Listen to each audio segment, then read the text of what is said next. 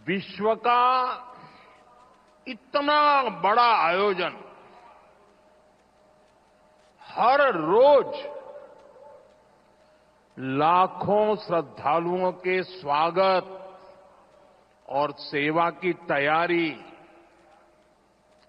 लगातार 45 दिनों तक चलने वाला महायज्ञ एक नया नगर बसाने का महाअभियान प्रयागराज की इस धरती पर एक नया इतिहास रचा जा रहा है।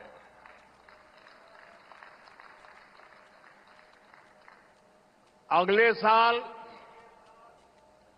महाकुंभ का आयोजन देश की सांस्कृतिक आध्यात्मिक पहचान को नए शिखर पर स्थापित करेगा और मैं तो बड़े विश्वास के साथ कहता हूं, बड़ी श्रद्धा के साथ कहता हूं, अगर मुझे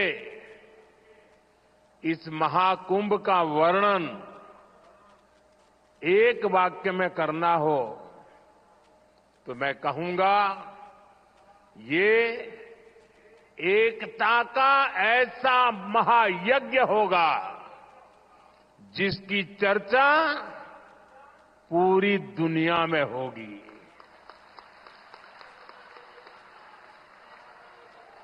मैं इस आयोजन की भव्य और दिव्य सफलता की आप सभी को शुभकामनाएं देता हूं। साथियों, हमारा भारत पवित्र स्थलों और तीर्थों का देश है। ये गंगा, यमुना, सरस्वती, कावेरी, नर्मदा जैसी अनगिनत पवित्र नदियों का देश है। इन नदियों के प्रवाह की जो पवित्रता है, इन अनेकानेक तीर्थों का जो महत्व है, जो महात्म्य है, उनका संगम, उनका समुच्चय, उनका योग, उनका संयोग, उनका प्रभाव, उनका प्रताप, ये प्रयाग है।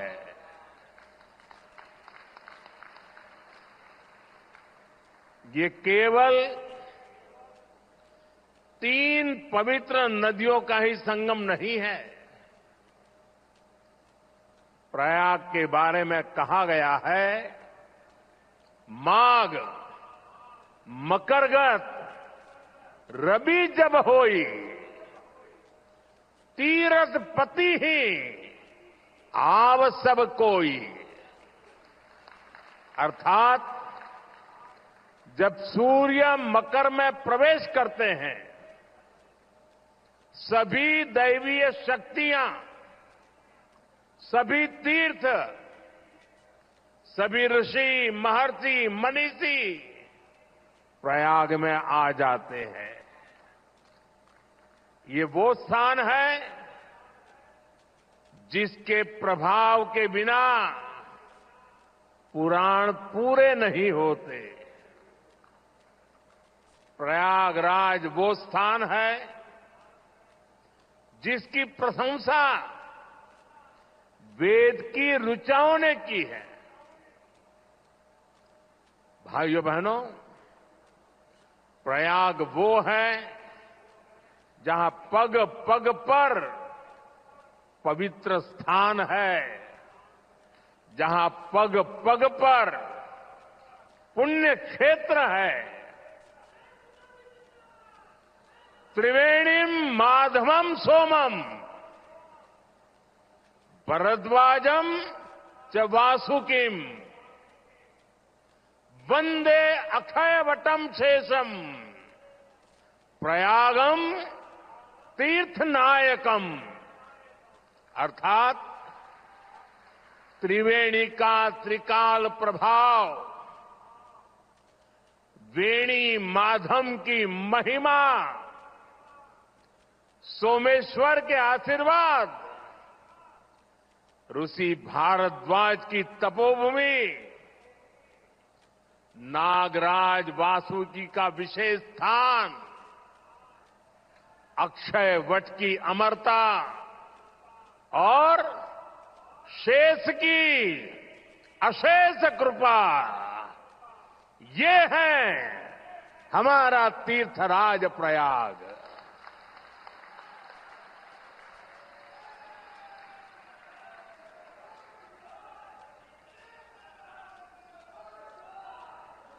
तीर्थराज प्रयाग यानी चारी पदारथ भरा भंडारू, पुण्य प्रदेश देश अति चारू। अर्थात जहां धर्म, अर्थ, काम, मोक्ष चारों पदार्थ सुलभ है, वो प्रयाग है। प्रयागराज केवल एक भौगोलिक भूखंड नहीं है, ये एक आध्यात्मिक अनुभव क्षेत्र है। ये प्रयाग और प्रयाग के लोगों का ही आशीर्वाद है कि मुझे इस धरती पर बार बार आने का सौभाग्य मिलता है।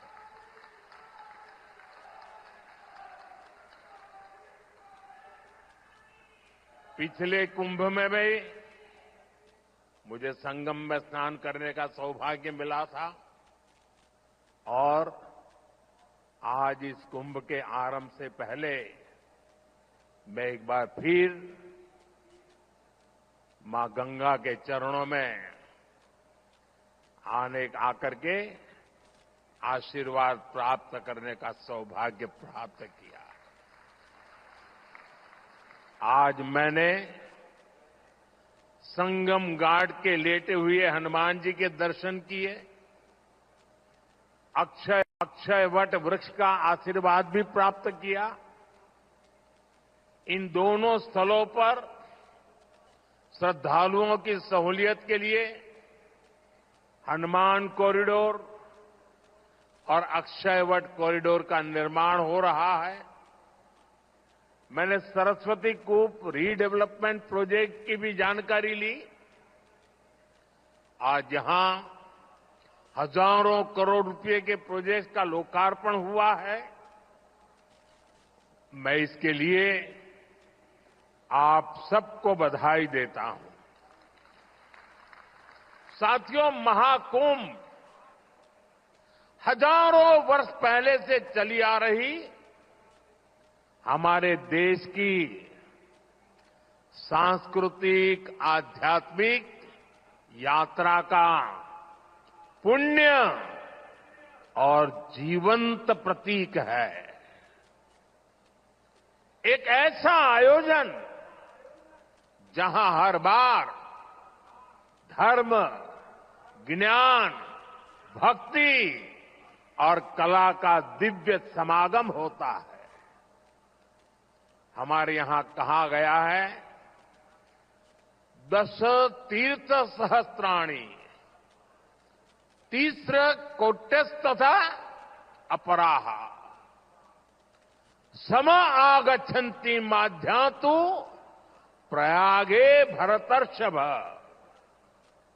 अर्थात संगम में स्नान से करोड़ों तीर्थ के बराबर पुण्य मिल जाता है। जो व्यक्ति प्रयाग में स्नान करता है वो हर पाप से मुक्त हो जाता है। राजा महाराजाओं का दौर हो या फिर सैकड़ों वर्षों की गुलामी का कालखंड, आस्था का ये प्रवाह कभी नहीं रुका। इसकी एक बड़ी वजह यह रही है कि कुंभ का कारक कोई बाह्य शक्ति नहीं है। किसी बाहरी व्यवस्था के बजाय कुंभ मनुष्य के अंतर मन की चेतना का नाम है। ये चेतना स्वतः जागृत होती है। यही चेतना भारत के कोने कोने से लोगों को संगम के तट तक खींच लाती है। गांव, कस्बों, शहरों से लोग प्रयागराज की ओर निकल पड़ते हैं। सामूहिकता की ऐसी शक्ति, ऐसा समागम शायद ही कहीं और देखने को मिले। यहां आकर संत महंत, ऋषि मुनि, ज्ञानी विद्वान, सामान्य मानवी सब एक हो जाते हैं।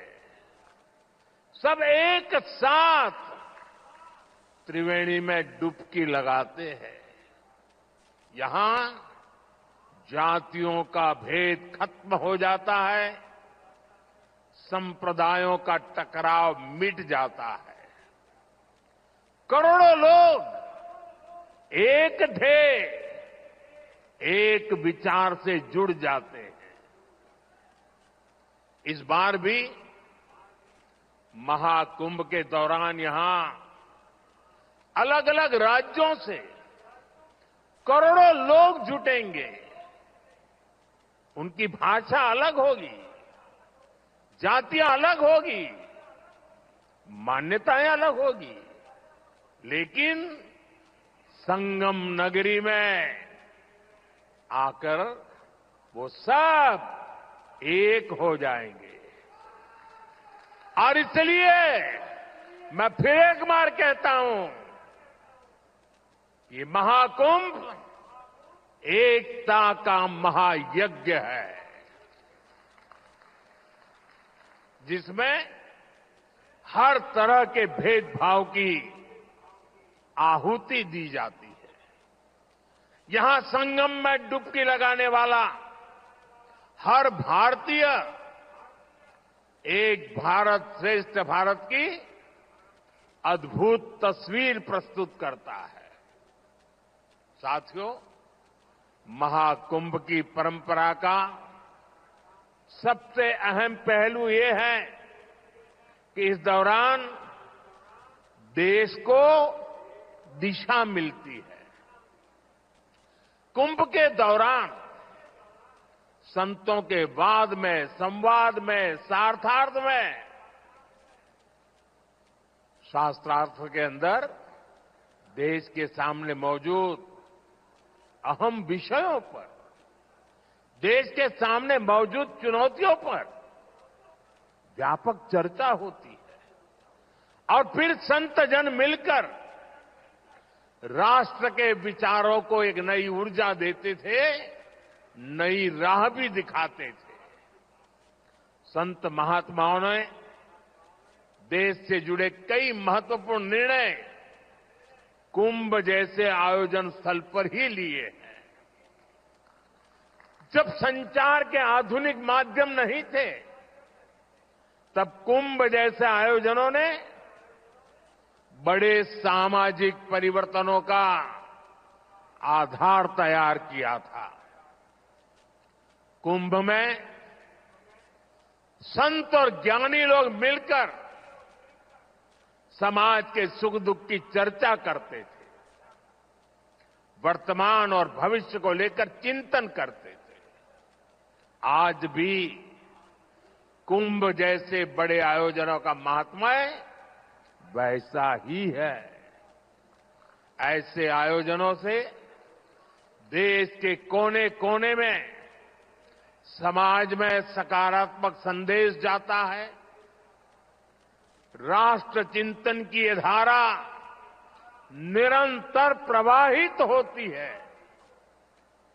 इस आयोजन के नाम अलग अलग होते हैं, पड़ाव अलग अलग होते हैं, मार्ग अलग अलग होते हैं, लेकिन यात्री एक होते हैं, मकसद एक होता है।